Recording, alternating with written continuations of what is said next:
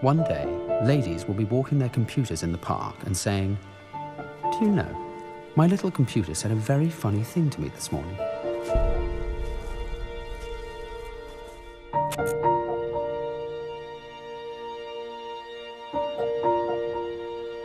In 1952, the greatest mathematician of his time, the man who gave birth to the computer age, was in torment. He was a recently convicted criminal. In distress, he turned to a psychiatrist. So, what did you say to the police? I told them I'd been having an affair with Arnold Murray, and that he'd given my address to a young man who was known to burgle men he'd met for sex. This man was Alan Turing. Just a few years before, he'd helped to turn the course of World War II by cracking Germany's secret military codes. Turing is one of the great original thinkers of the 20th century. He had thoughts that nobody else was having. 10 years earlier, he'd laid down the foundations for the computer. There's often a seed that everything came from. Alan Turing basically came up with everything that computers do today. During his lifetime, Turing's achievements went unrecognized. Instead, he was disgraced. But I can't get it outside myself to do it. We all have decisions to make. What are you saying? I wish they'd leave me alone. This film tells the story of Alan Turing and how his ideas changed our world. You may have something there, Doctor.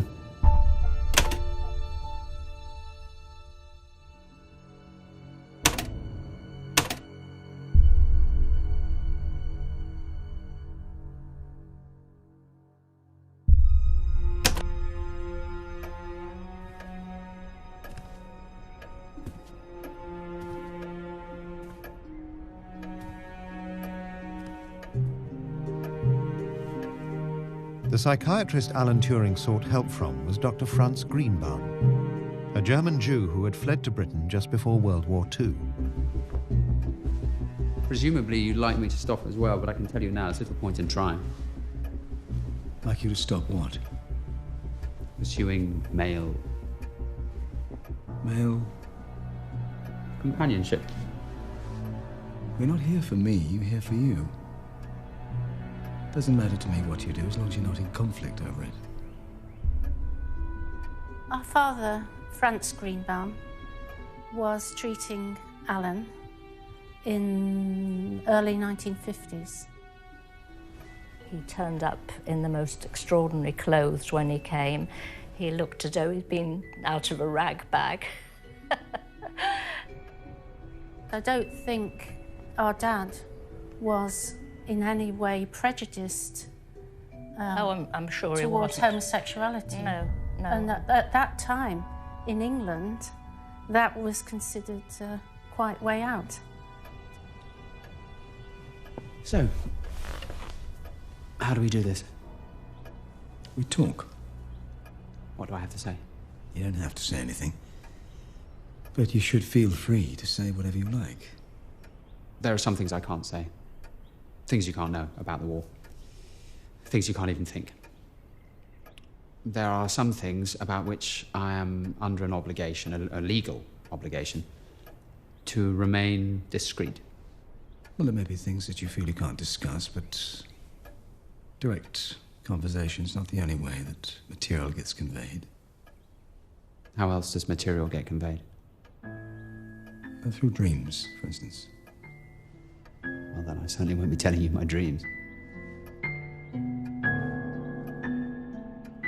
I am his nephew. That means that my father, John, was Alan's older brother.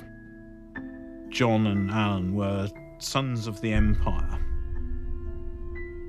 Their father, my grandfather, was in the Indian Civil Service. When my father's 4 years old and my grandmother is pregnant with Alan, they're sent back to England and are left with a foster family, and they don't see their parents again. until my grandfather has his next bout of long leave, which is going to be in several years' time. I mean, I suspect that some of the eccentricities, or perhaps being withdrawn or being able to disappear into his own world, could be attributed to some of that.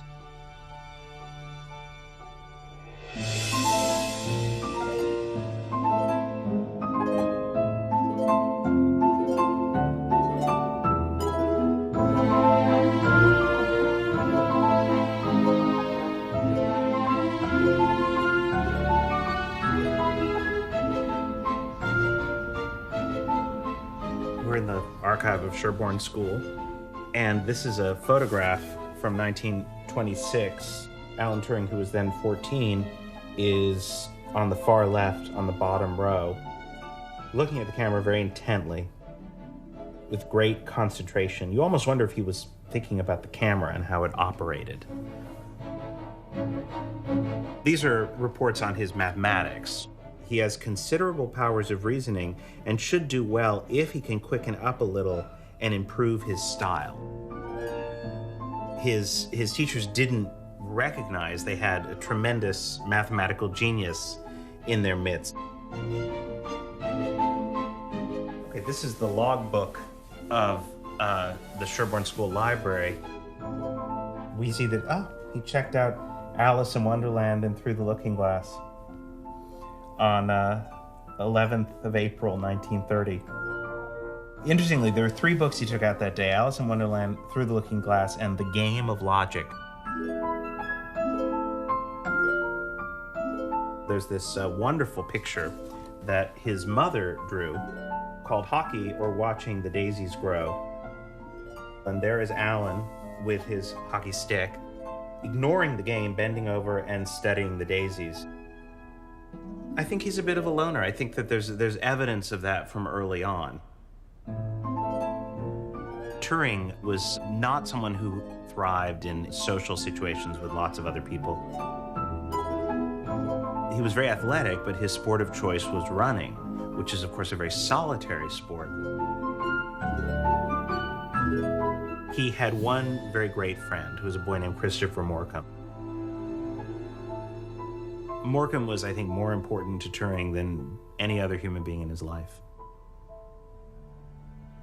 Turing was probably, in an adolescent way, quite in love with him.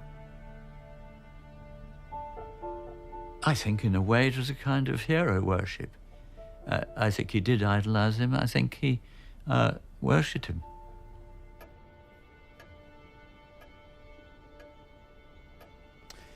There was someone I knew at school.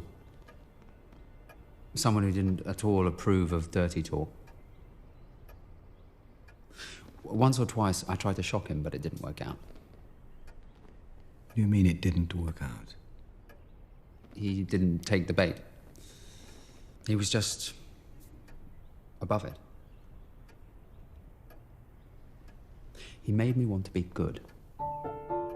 He was in a different house, and boys in different houses weren't meant to fraternize, so I could only see him on Wednesdays when we both happened to be in the library. He would make fun of me for my sloppy handwriting, mistakes I made, the careless errors. He made me want to improve my standards. He was an example. He was a friend. I didn't care about his example. What did you care about? I cared about what I was in his eyes. More so, in a sense, than what I was in my own.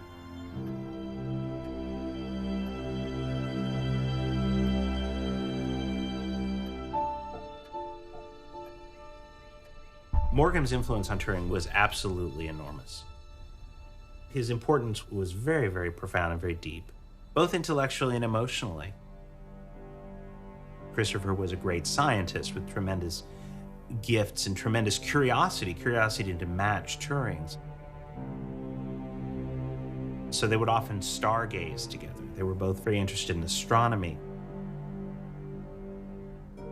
They were more than just pals. There was a great intimacy between them, but a very innocent, it was entirely innocent of sexuality. I think if you find a person like that, and I don't think everybody does find one, in fact, I think it's terribly rare, then all you thought before, all your plans for yourself, you realize they were just filling a gap. It was just something for you to do while you were waiting for this person.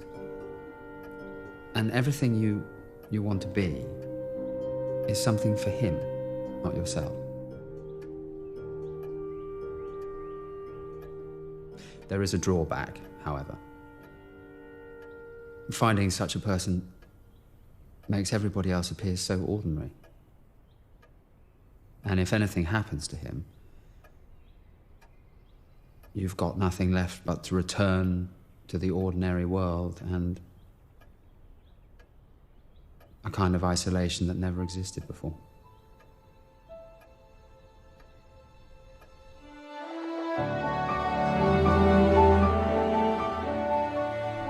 At the beginning of December 1929, Chris and Alan went together up to Cambridge for the scholarship examinations.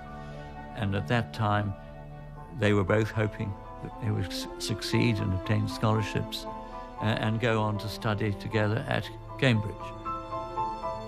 It wasn't known, of course, it couldn't be known to Alan or to Chris, that shortly afterwards, Alan was to lose his best friend. Chris died on the 13th of February, 1930. One friend put it quite accurately when they said poor old Turing was absolutely bowled over. Chris had contracted tuberculosis as a child. He suffered from poor health all his life, but he never complained. He was very private that way. When I heard he was dead, the world threatened suddenly to be so different. I found ways of dragging him around with me to ease the transition. I wrote to his mother a number of times. I made no secret of the power of my feelings. I told her I absolutely worshipped the ground on which he walked, and she, being his mother, found no reason to quibble with this. We shared in the loss of him. I asked her for a snapshot, and she gave me one. I have it here. See?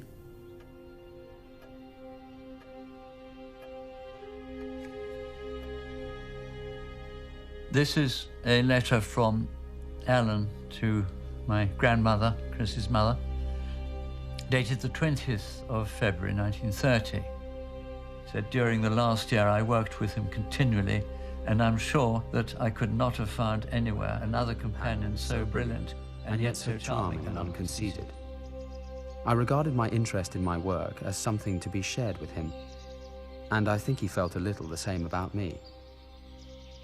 I know that I must put as much energy into my work as if he were alive, because that is what he would like me to do. Yours sincerely, Alan Turing. My mother was very worried at the time, because I insisted that Morecambe was still with me, working with me, helping me. He was my companion, and in some ways, he was an even steadier companion after his death. I didn't want to frighten anyone, but I knew he was still there.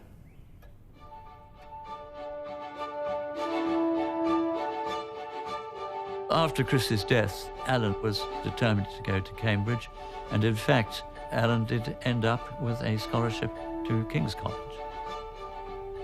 Turing felt that there was unfinished work which Chris had started and which he wanted to continue. It was while he was at Cambridge that he wrote what would prove to be, I think, one of the seminal papers in mathematics of the 20th century. I don't think anyone, Turing included, was remotely aware of the significance that this paper was going to have. It introduces the idea of the computer.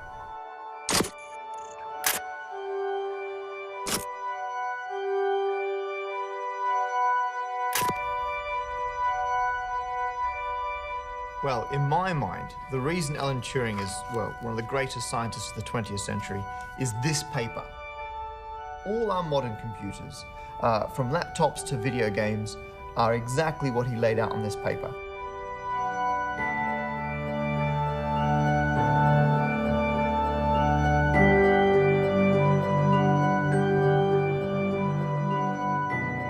When Turing did his early work on computers, the word computer didn't mean a machine as it does now. It meant a person. It meant a person who calculates, who computes. Hundreds and hundreds of young women with mechanical calculating machines in a room, and they would do little bits of calculation and write the answers down on cards and pass them along to the next person in line. And so Turing is clearly starting to think, can we automate the whole thing? And the answer he comes up with is yes. He was working on a mathematics problem. Almost incidentally to his solution of that problem, he did a construction that he called the universal machine. And what that construction did was just change the way people thought about computation in a very fundamental way.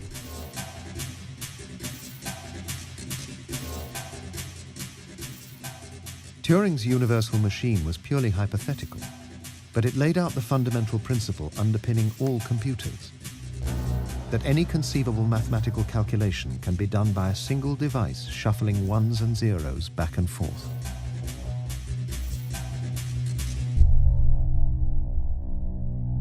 This is a model of his theoretical machine from this maths problem. And the way this works is he said you'd have some kind of processing head, which is basically what the machine actually is. It would be looking at a tape. And so we've got here a tape with symbols on it, and the machine would have instructions. So as it reads different symbols, it can move the tape forward, it can wind it back, and it could generally process the information on the tape.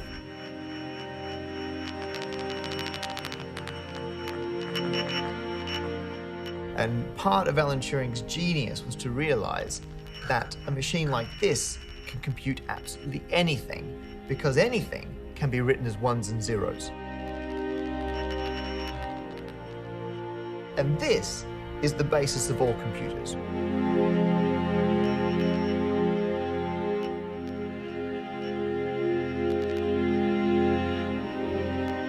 And the introduction of the universal machine, made up of apparently absurdly simple components: a strip of paper, a pencil, a wheel to move the paper left and right, a set of very simple instructions.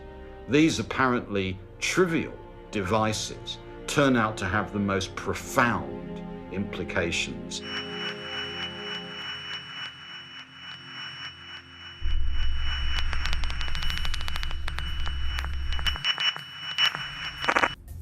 Got here a generic smartphone, and if you crack this open, inside it, in the center here, is the processor.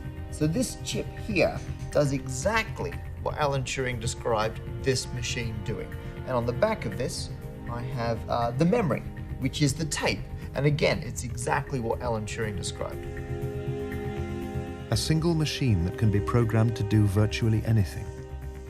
In the coming years, it would be seen as a moment of discovery like Newton's apple. The digital age had begun.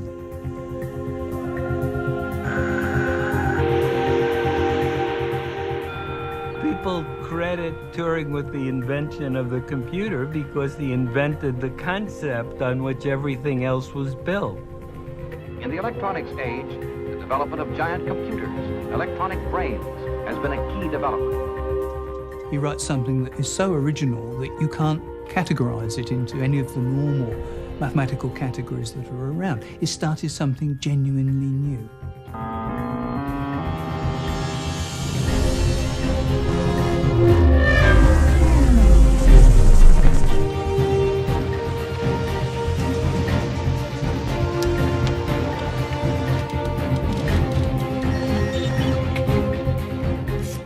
When you look back in something like computers, there's often a seed that everything came from.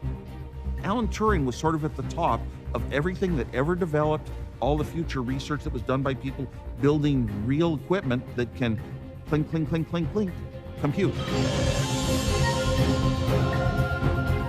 One day, ladies will be walking their computers in the park and saying, "Do you know, my little computer said a very funny thing to me this morning." We have universal Turing machines in hardware, in our homes, and we use them for dozens and dozens of different tasks. The very few parts of our modern life aren't impacted by Turing's ideas. The things that he contributed to computer science weren't the things that just happened to be true in one particular year or one particular decade. They're the things that are fundamentally true.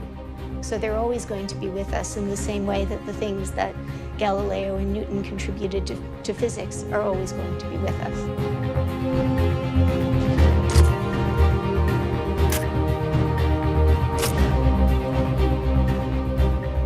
All our modern computing grew from this one idea of Alan Turing's.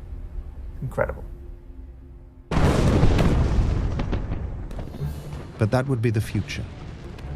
Back in 1939, Turing's brilliant visions were interrupted by the shock of war.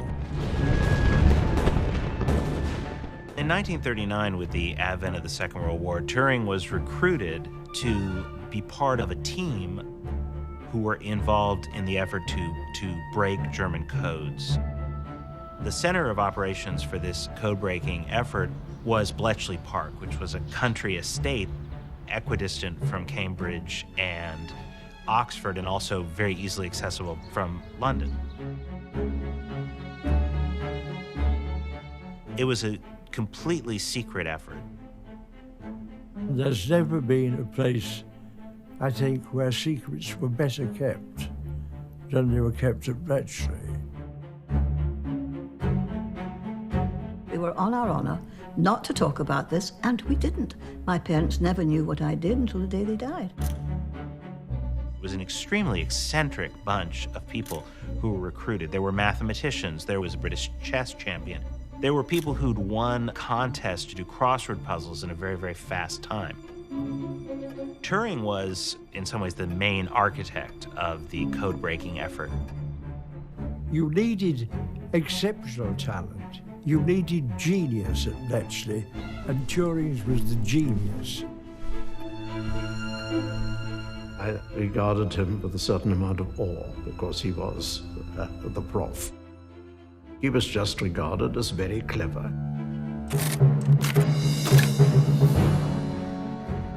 The Germans were coding their messages using what was called an Enigma machine.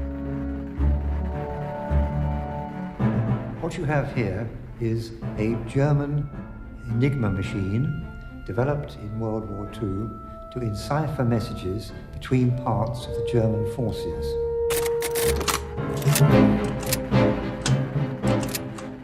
The whole point about the Enigma machine is it can be configured in a large number of ways. 15 million ways.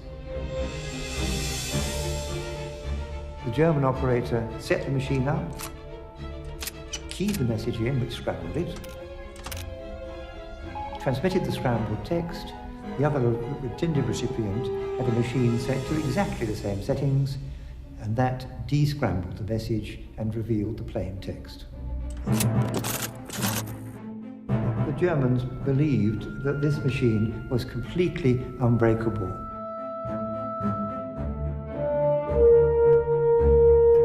Turing sat down with an Enigma machine and he looked at it and he thought, I can break that.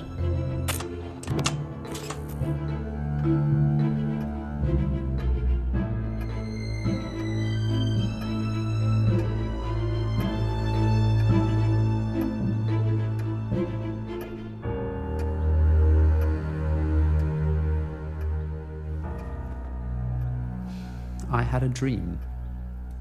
Oh, good. I didn't write it down, though. You should write them down. What did you dream about?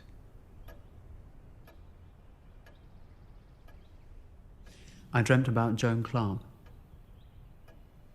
We worked together. I can't say. Of course. But we were... It was... There was a war on. I loved her. Or rather, I didn't not love her. Joan Clark was a rarity at Bletchley. She was a woman who did the same work and had the same status as male codebreakers, but she was probably paid less. She was a mathematician. It was known that she and Turing had been close. Joan and I, we went to the pictures. One didn't have to speak differently to her. One could be amusing, have a laugh. One didn't have to pretend. Anyway, I thought that if she was so sporting, one might just as easily imagine her as a wife. So I proposed marriage, and she immediately said yes. And just to be as sporting with her as she was with me, I told her straight away that I fancied men. And this didn't bother her a jot. At least she gave no outward sign. It was a surprise to me when he said, I think his words probably were, would you consider marrying me? He told me that he had this homosexual tendency. And naturally, that worried me a bit because I did know that that was something which was almost certainly permanent. But we carried on. Turing was doing something that was fairly common at that time, which was he was going to make an effort. He was going to make a sort of stab at heterosexuality. What was interesting was that he never even reached the phase of marrying her. He realized very quickly that it was not going to work. But did you never tell her that you acted on your desires? No. Joan and I, we were interested in how mathematics expresses itself in nature. I thought our wonderful conversations would be enough for both of us. But a moment came when you realized you would never be able to be as honest with her as she was with you. Yes. So I called it off. I knew it would hurt her. But it would hurt her less than years of deceit. Yes.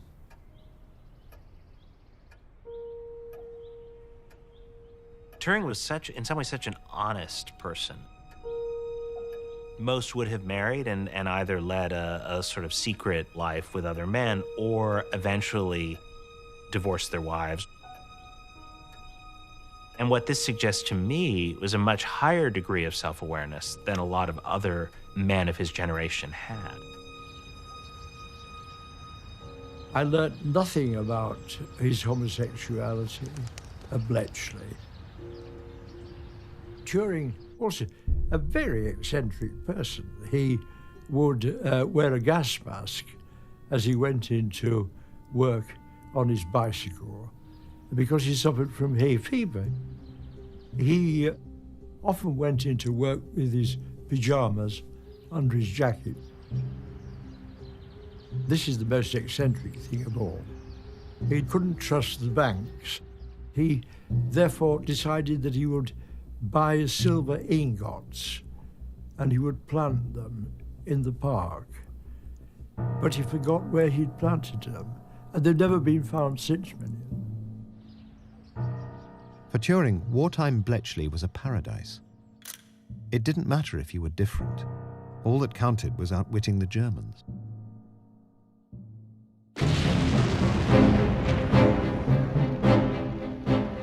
The greatest threat to Britain's survival was the war in the Atlantic. Convoys were being attacked by German naval U-boats.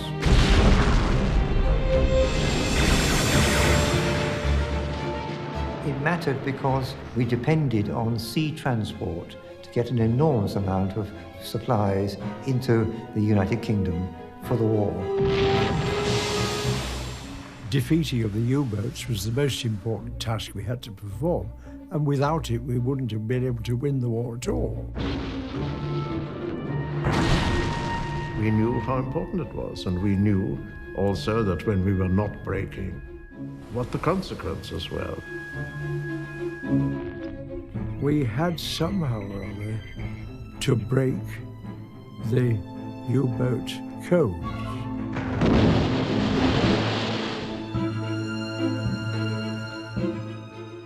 Turing considered that the major way of attacking Enigma ciphers was with cribs.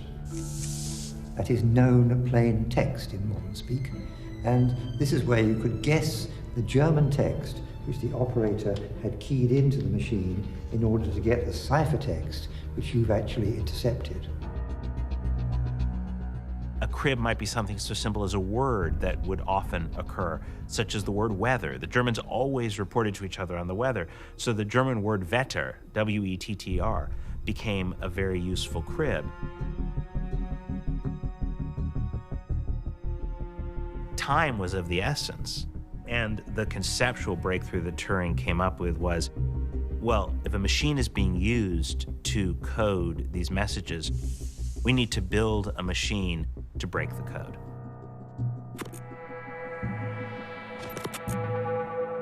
The machine, designed by Turing and a colleague, Gordon Welchman, was called the bomb.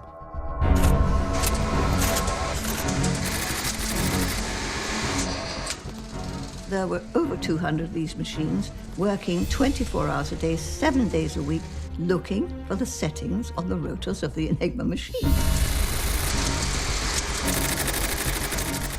What the bomb did was to explore the relationships between the ciphertext and the crib, looking for the Enigma configuration.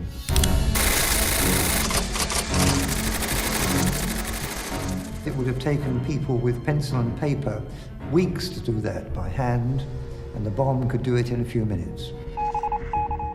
Within a couple of years, they were able to read virtually all the Enigma traffic except for the traffic that was pertaining to the Navy.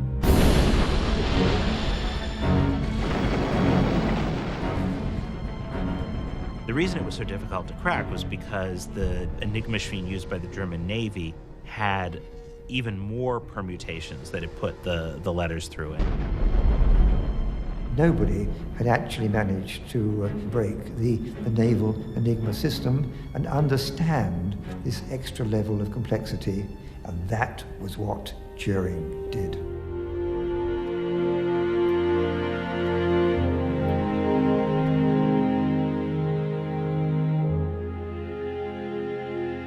He realized that you could actually use mathematics, that if you applied maths to the codes and the ciphers, then you could reduce the space that had to be searched. You could then use the bomb to search those reduced spaces. He just took a large number of messages which were intercepted, and he sat down and played around with these with pencil and paper, and he worked it out.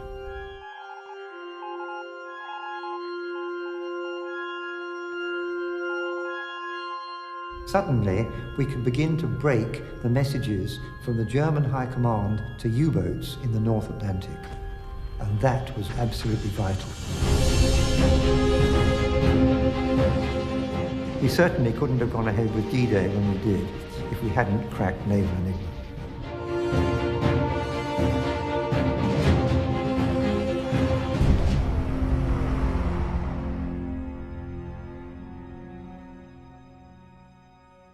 This ability to crack the code and thereby read the German military traffic helped the Allies strategically so much.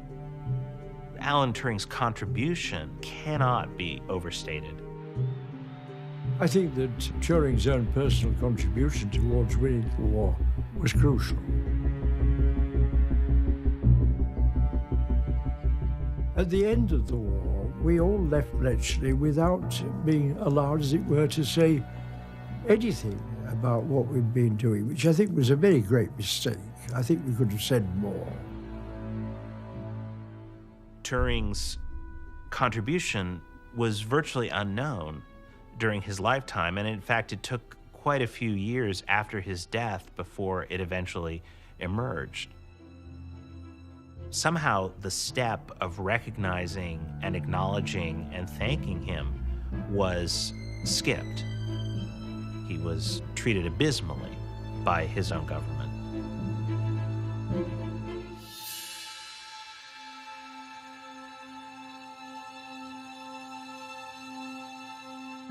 By the time the war had ended, a new age had already begun, the computer age, and Alan Turing was at the heart of it. In 1945, he designed one of the world's first computers. The theoretical ideas he'd laid out in his 1936 paper had become reality. Manchester University, where anyone who urgently wishes to know whether 2 to the power of 127 minus 1 is a prime number or not, can be given the answer by an electronic brain in 25 minutes instead of by a human brain in 6 months. In 1948, Turing joined the mathematics department at Manchester University to work in a new computer lab. Computers had only just been invented. The prototype computer was built here in Manchester, and it ran its first program in June 1948. It was early years in the era of using computers. The brain at present is only in the experimental stage, the answer being read from a cathode ray tube. Later, Though by our standards these computers are primitive, they sparked an extraordinary idea in Turing's mind. After a while, he started to wonder, could a computer ever be truly intelligent? Can machines really think? Even the scientists argue that one. He's obviously realized the potential power of these machines. He can see where they're going. And he's tackling a basic philosophical question. Can a machine think? Why can't something of a person remain alive? I'm not mad. I don't believe an individual consciousness could be transplanted into a machine now, though given a few years, who knows. But for now, I only ask, can we not house something like a human consciousness inside an inorganic vessel? Something permanent. So it will remain and learn and achieve something like wisdom, a wisdom to which you and I can refer. Would it ease your grief over Christopher Morecambe? The creation of this machine of yours? No. No. Yes, but not in the way you think. Not because I myself could vindicate Chris's mortality by creating another intelligence. I mean, it wouldn't be Chris, after all, so how could it possibly provide any relief? No, but because it would show Chris his living hadn't been in vain. That he would have inspired me to create something, an intelligence, not his, but in his name. Something that would never die. There's no question but that Alan Turing was the real father of AI, of artificial intelligence. He was already making the argument that there could be such a thing as a thinking machine, an intelligent machine.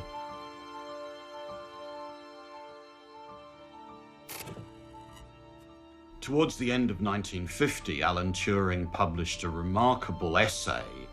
And in this essay, Alan Turing argued that it was possible to work out whether machines possess intelligence.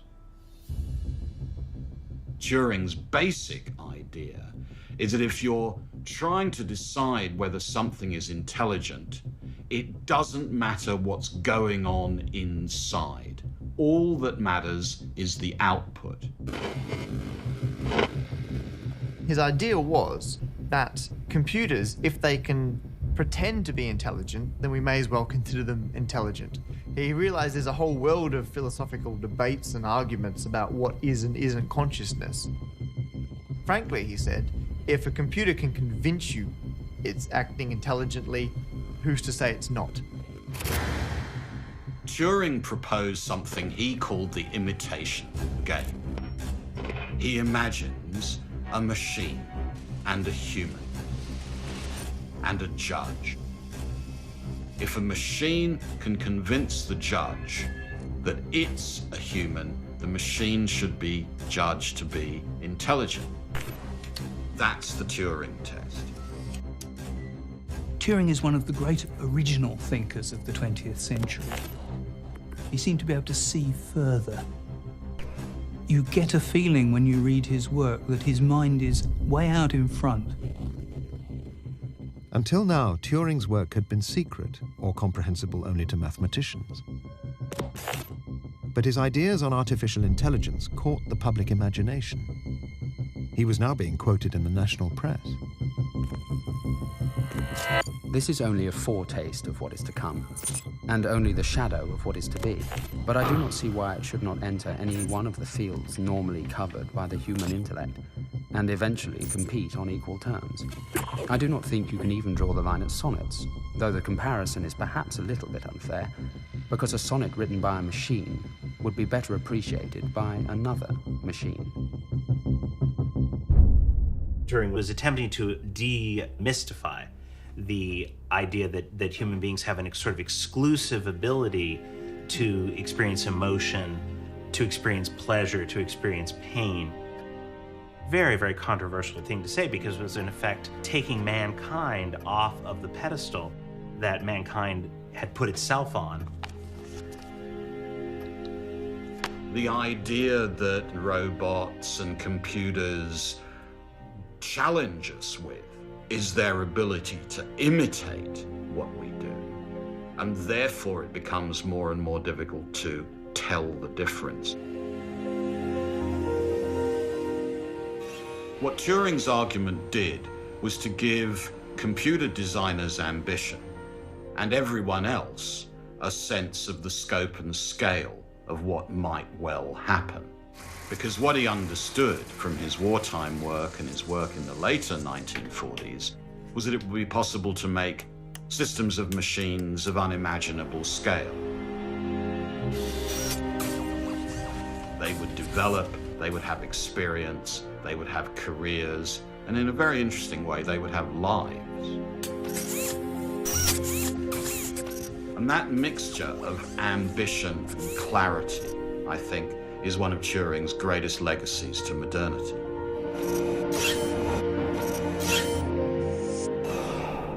Turing's ideas on artificial intelligence established him as a visionary scientist. But there was more to his life.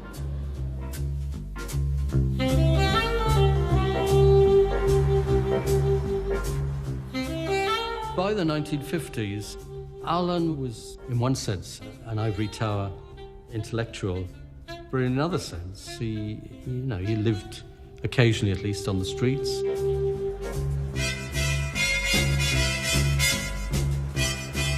In many parts of Manchester, there were cruising areas for gay men, where people could meet other men from all classes and situations.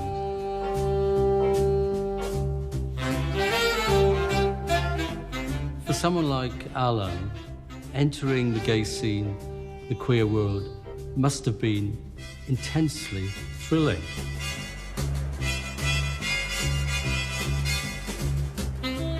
Surrounding all of this, of course, was the threat of the law, because male homosexuality was totally illegal, whether in public or in private.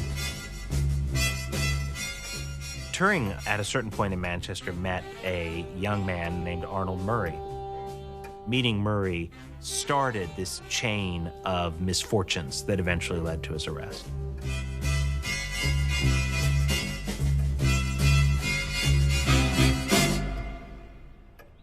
So what happened?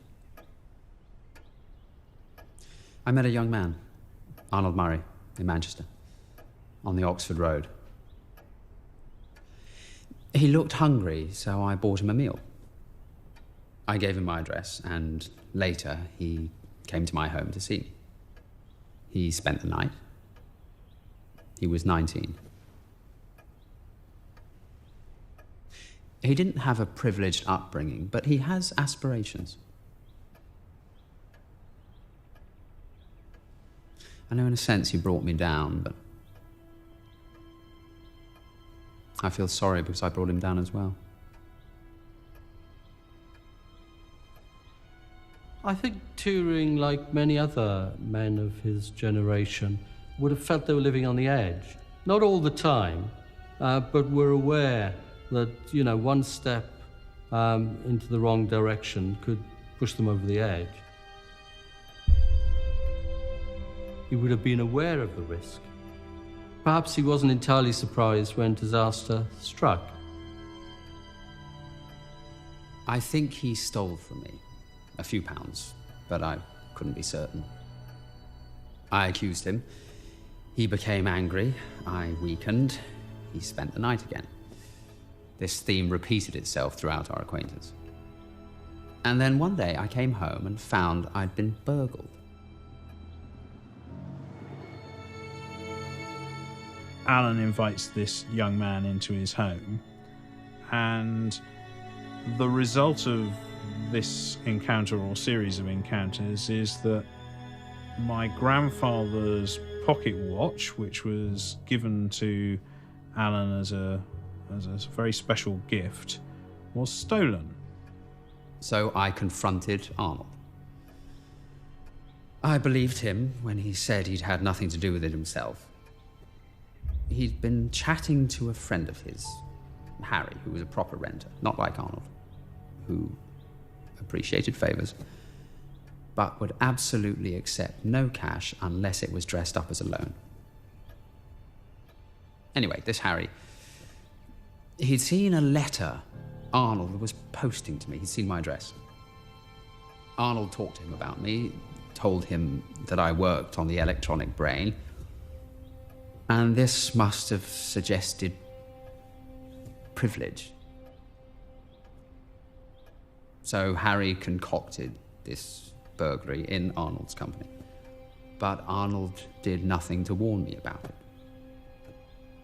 In his defense, when I confronted him, he spilled everything.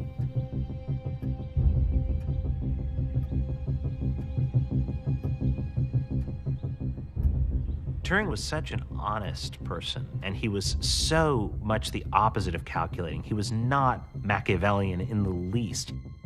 He'd been robbed. When you're robbed, you go to the police. He was naive in a lot of ways. He had faith that the system would protect him. And that turned out to be a disastrous misstep on his part. And of course the police then discovered they'd hit the jackpot.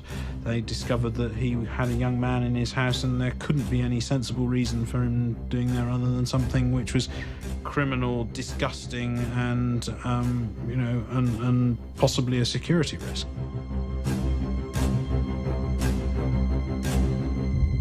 Police didn't care about the robbery. Police were much more interested in arresting a professor on charges of gross indecency.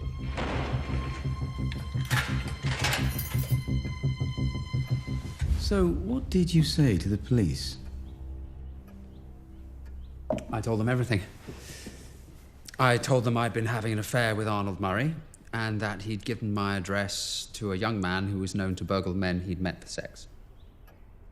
And you told the police that you had sex with Murray? They asked me what we got up to. I told them we engaged in mutual masturbation, soixante-neuf, and intergenital friction. Soixante-neuf? 69. Yes, I know what it means. I was just wondering, why would you say that to the police? I told you, I revealed everything. I was wondering if you cloaked it in elitist language to keep the police in their place. I mean, they're unlikely to speak French, aren't they, please? To say that they may be the foot soldiers that are out there to enforce the law, but you who speak French are amongst the lawmakers, the politicians, the inventors, the forgers of new paths. I wanted my watch back. My father's watch. I wanted them to do their job. But as soon as they knew you were a sodomite, you gave up your right to command them. You became their prey. I didn't go down for sodomy. I'm sorry, I thought you practiced sodomy with Murray? For God's sake, would you stop saying practice sodomy as if it were the bloody piano? And the charge was not buggery. It was gross indecency contrary to Section 11 of the Criminal Law Amendment Act of 1885. It was the same law that convicted Oscar Wilde. Oh, it's good to know things are moving forwards. You're right, by the way. As soon as they learned I was a homosexual, the burglary more or less vanished. One of them actually said to me, if you consort with naughty people, naughty things are bound to happen. As if by having sex with another man, it was fit and proper that burglary should follow close on its heels.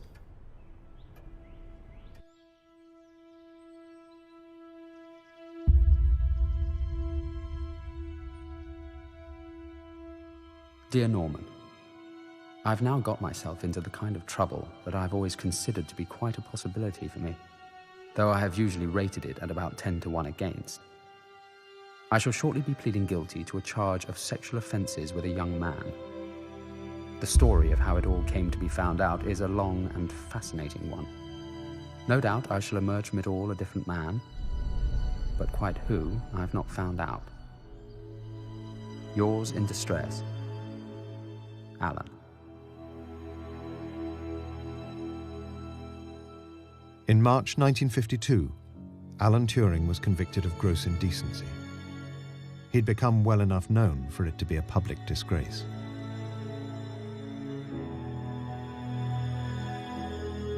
What the court ordered was effectively to have Turing chemically castrated. That was to effectively remove his body of the male hormone testosterone. He's given a choice. He could go to jail or he could agree to this treatment. He chose the so-called organotherapy, which amounted to chemical castration. Turing was probably given a drug that we now know as stilbestrol. That is a synthetic version of the female sex hormone estrogen. He had to attend the Manchester Royal Infirmary on a monthly basis for the first 9 months. He had to take daily tablets, and then for the final 3 months, an implant was put into his thigh. Chemical castration, they call it. Very civilized. I take it every day, and once a month, I get tested at the hospital to make sure I don't have any of that naughty testosterone in my blood. It's meant to cure me of my desires. The kinds of things that Alan Turing would have experienced would have been an immediate change in his libido, his inability to get an erection. He would have become impotent. His testicles would have shrunken in size. He would have stopped shaving. Over time, he would have grown breasts, and that would have been the distinctive signature of somebody who was chemically castrated.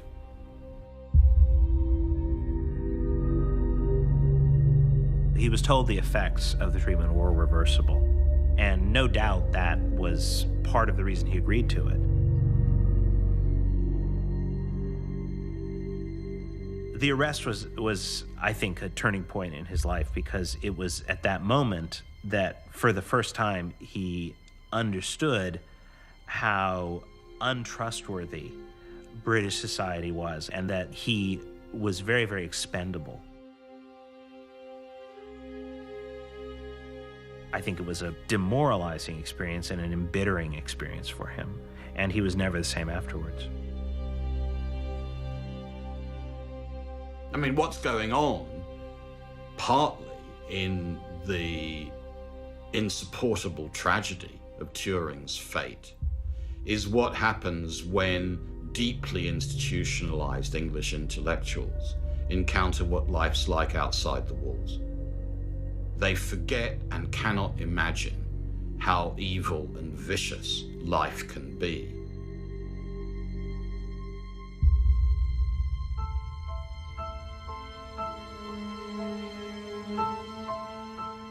Spring 1953. Alan Turing had been visiting Dr. Greenbaum for 6 months. For some mad reason, the number of petals on most flowers is a Fibonacci number.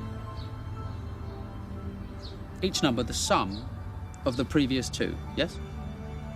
1, 1, 2, 3, 5, 8, 13, 21, 34. So, my father was very interested with everything that Turing was doing. I think he recognised a genius, and in talking and sharing ideas, it must have been fascinating for him. Cells don't have a mind of their own, but a clump of cells will split, and eventually some of the cells will become the backbone of a bird, and some of the others will become its wings. But how do the individual cells know what part of the organism to become? So I asked myself whether there might be some mathematical underpinning to patterns that occur in nature, like the spots on a cow or the petals on this daisy.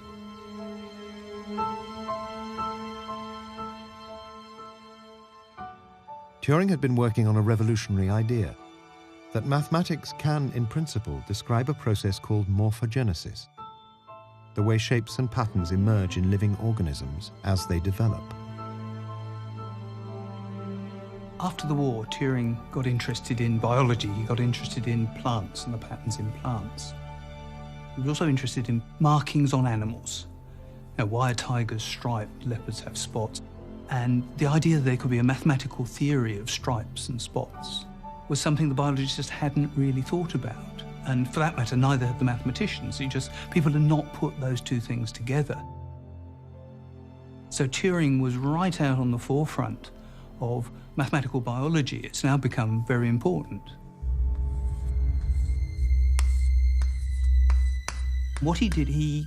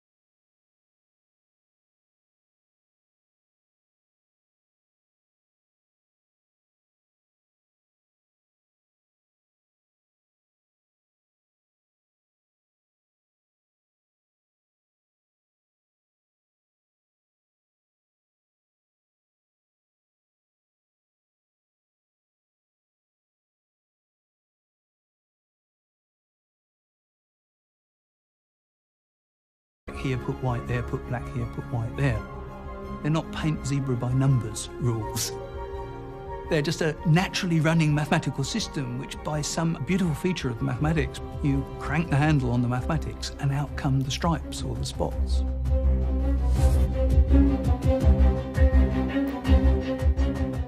One of the first areas in which he applied this was to explain the black and white dappling on cows, and he published a famous paper, his morphogenesis paper, explaining that.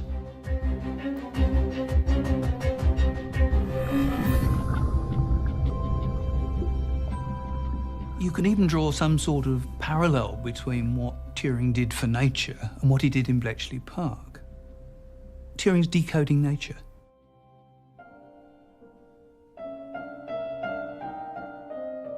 He had an almost physical feeling for how those equations moved and played together. And probably the closest analogy for me is of a composer. Turing is a little bit like Mozart. He could hear the whole glorious structure of it somewhere inside his head.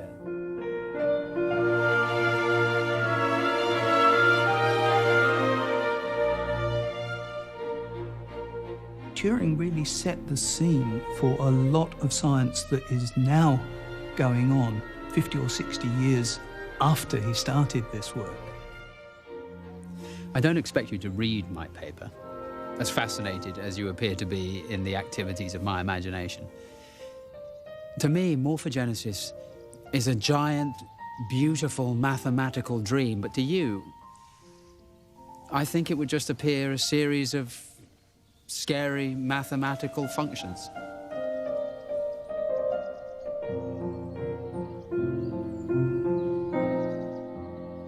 In a funny way, he'd returned to where he started intellectually when he was a boy at Sherborne.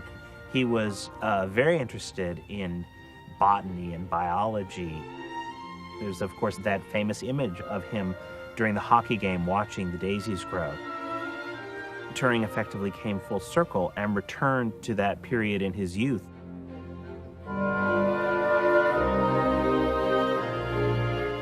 As their sessions continued, Greenbaum saw Turing not just as a patient, but also as a friend.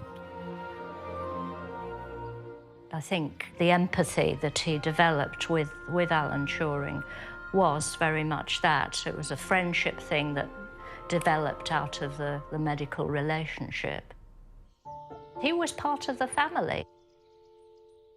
And he was very friendly towards me, and Alan would come and sit by me and talk to me and take an interest in what I was doing. Well, I just liked him as a person.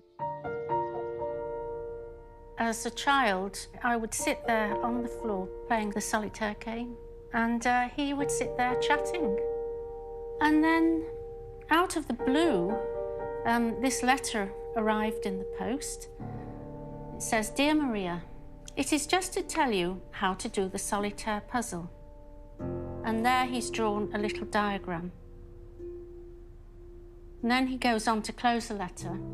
"I hope you all have a very nice holiday in Italian Switzerland. I shall not be very far away. At Club Mediterranee, Ipsos, Corfu, Greece. Yours, Alan Turing."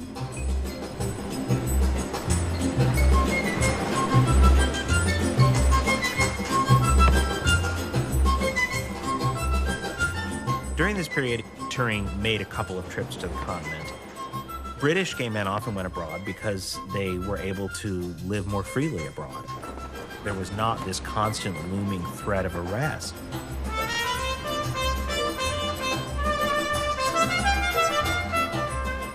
He sent us a card from Greece. "I've met the most lovely young man on the beach," he says. The continent offered joys, pleasures, especially after the war. And Greece had this mythological status. And by the 1950s, Paris, part of Scandinavia, offered these golden opportunities. During this period, he decided to make a trip to Bergen, Norway, for a holiday. He caught the ferry here in Newcastle, and it was a ferry ride right out there across the North Sea. Norway represented for him an alternative to the kind of much more sort of rigid, repressive atmosphere of England at the time.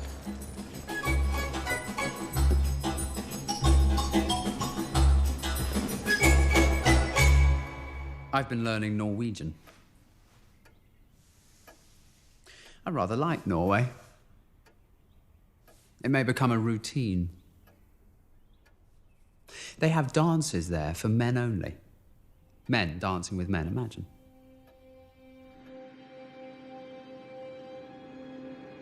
While he was in Bergen, he met a young Norwegian man named Kjell, with whom, as he described it, he shared a drunken kiss under a flagpost.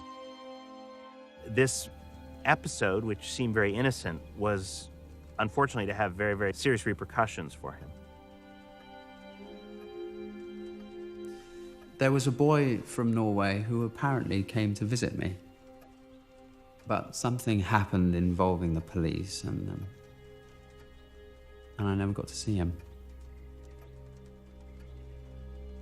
His name was Kjell. He wrote to me to say he was coming to visit, and as I understand it, he arrived. Before he could make contact, it appears he was chased by the police all over the north of bloody England, and finally he went home. He was quiet, handsome, a winning combination.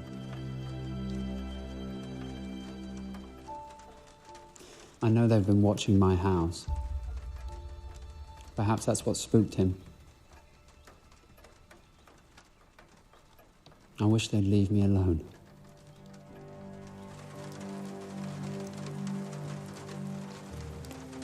An important question is why the police were following Turing. I suspect the reason was because he was perceived as a major security risk. We have to remember 1952 was the absolute height of Cold War paranoia, during which the idea of the homosexual traitor was taking hold in the popular imagination. Homosexuals must not be handling top secret material. The pervert is easy prey to the blackmailer. Turing fit the part perfectly. We know that he had a lot of classified secret information that he had gathered during his time at Bletchley Park. I think there was probably an assumption that Turing might very well go rogue. And so the police really began to close in on him. And this, I think, is something very, very tragic. I think he began to feel increasingly that he had no freedom anymore, that he couldn't have any kind of an ordinary life. It's worth bearing in mind at the same time, he was undergoing the organotherapy, which was playing havoc with his hormones.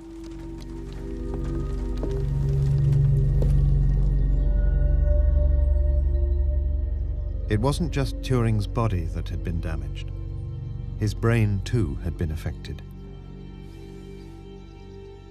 We know from the medical evidence that if you castrate a man, then you change his ability to think and his ability to concentrate. And if you take testosterone away, then the brain will become muddled.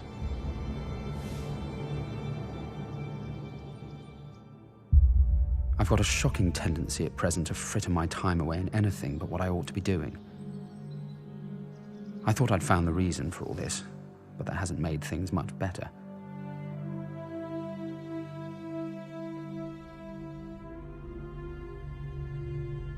In April 1953, his estrogen treatment ends.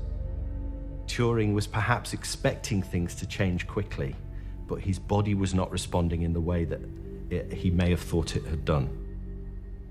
The theory is if you stop exposure of the male body to estrogen, then slowly over time his testosterone levels will begin to rise. That's fine in theory. It can take many, many months, 6, 7, 8, 9 months to recover sexual function, if at all. Some men report that they never recover their sexual function after they've taken estrogen therapy for that long. Organotherapy was court-ordered at my trial if I wanted to avoid prison. They're hormones, female hormones. They're meant to decrease my libido, and they do, have. But being hormones, they also cause other physical reactions. They say the effects are reversible. Well, it ends there. The thought ends there. I don't know why I should have gone to such lengths to avoid prison. Being locked up with a bunch of ruffians. I can imagine myself paying for that.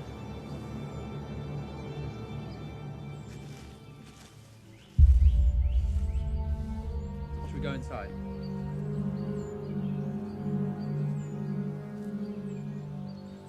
The condition of his life was becoming increasingly untenable, increasingly grim. Somewhere along the line, something broke. His ability to endure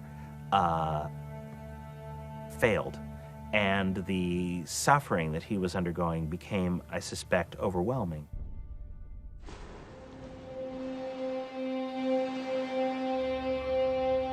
In May 1954, Alan Turing joined Franz Greenbaum and his family on a day trip to Blackpool, a beach town in northwest England. Alan was wearing a stripy blazer with the sleeves up here and the white shirt poking out from underneath. So he really looked very strange. There was a fortune teller's tent on the promenade.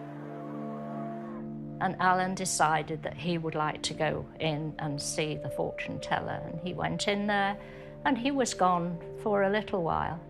And he came out, and we looked at him, and he was ashen-faced, absolutely a horrified expression on his face.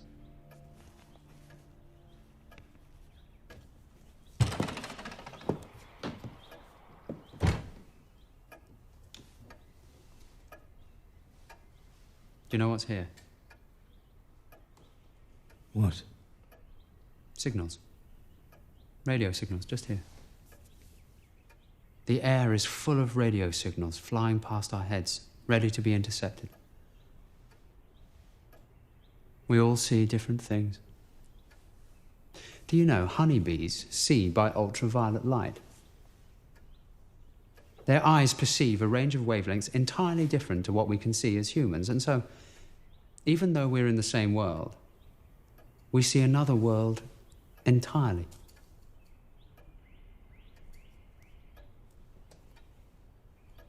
When I went to see that fortune teller in Blackpool, she told me one or two things I suppose I didn't want to know.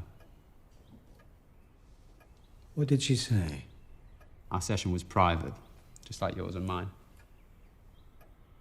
But she saw things other people don't. Rather like you. He wouldn't divulge what had happened, what the woman had said to him. He was desperately, desperately unhappy. And he didn't say anything more after that.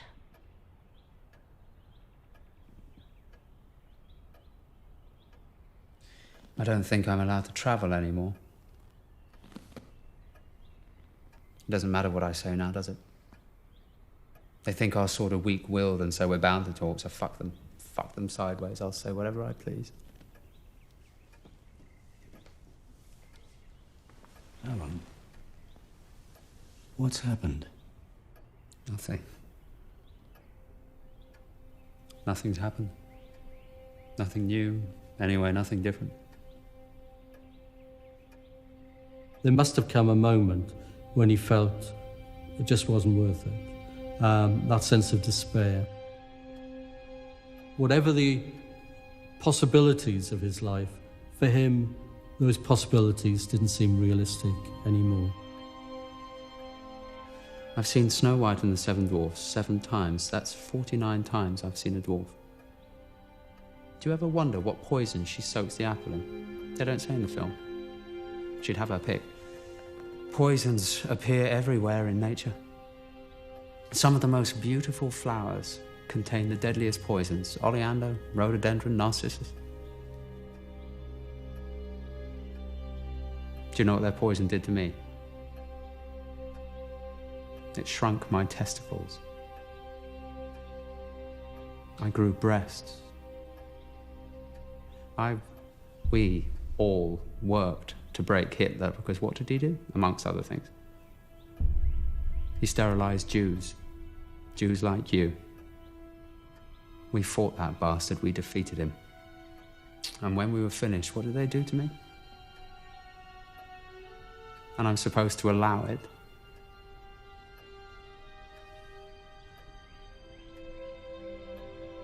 it would be despicable to do that to anyone, but to do that to someone who ought to have been treated as a national hero seems to me especially despicable.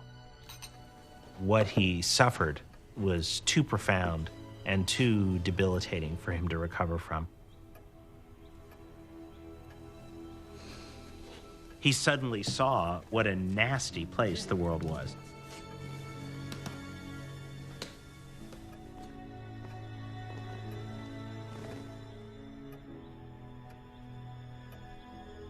There are things I can do. We're all at war. All of us, all the time, each in our own little fucking war. What are you saying? Don't worry, I'm not saying anything. Although, Snow White, coupled with my own perverse thinking, did yield an amusing idea as to how someone might kill himself using an apple and electrical wiring. That would be illegal. Well, if the man was successful, the bastards would have to try to pull him back from the mouth of hell. And I have to say, though I'm not telling you this, it would almost be worth it just to see them try. We all have decisions to make. I don't know what it was that finally tipped him over the edge, but I think you've got a mixture there that's just at boiling point, and it won't take a lot more to make it boil right over. Mathematicians talk about the beauty of numbers, but I know because I was one. They're talking about the computable. The beauty of what can be resolved. But what about the rest? The greater infinity? What's not computable lies beyond the infinitesimal sliver of knowledge we've managed to subdue inside our fragile, trembling human consciousness. A consciousness which is, in fact, decaying within us from the moment we're born.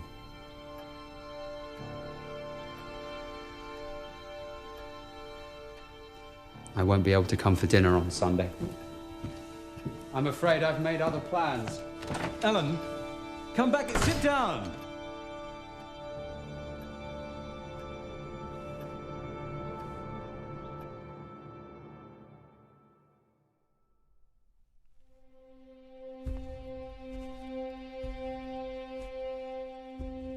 Alan Turing's body was found by his housekeeper on June the 8th, 1954.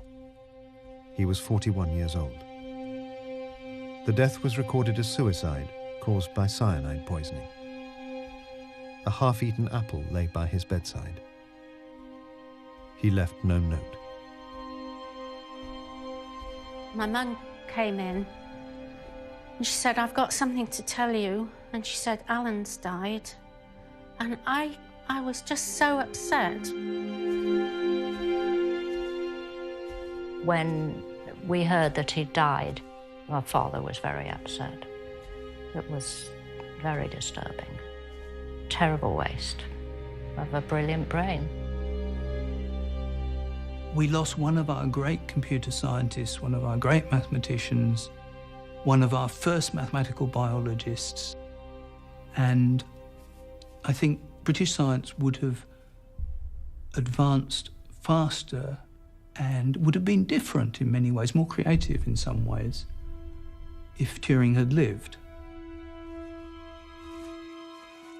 I think all we can say is that it is a terrible tragedy that such a great and brilliant man should have had to suffer so much, and that his life should have ended in such a tragic way.